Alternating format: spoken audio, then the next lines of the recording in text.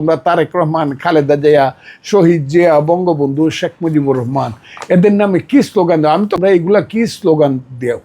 পরস্পরকে কি গালাগালি করো, কি স্লোগান দেও? যে গাছের ডালে কাউয়া, অমুকটা অমুকটা, এক দু, বাবারা তোমরা কি করতেছো? আমি সেই কারণে দুঃখিত। আমাকে ফজলুর রহমান, আমার নামে তোমরা জুতা পেটা করো করো, কিন্তু তুমি কি স্লোগান দেয়? এগুলো কি ওই বকা দেয়, সেই কারণে আমি দুঃখিত না। আমি তো হইলাম বিচ্ছিন্ন ব্যাপার।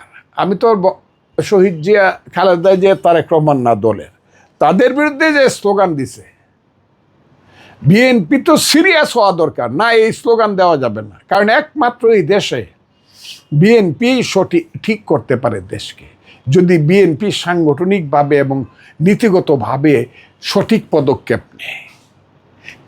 আমার কথাটা কি বুঝছেন? বিএনপি পারে, সবাইকে অনুরোধ করে হোক, বুঝিয়ে হোক, মোটিভেট করে হোক। প্রথমত তার ছাত্রদলকে মোটিভেট করতে হবে।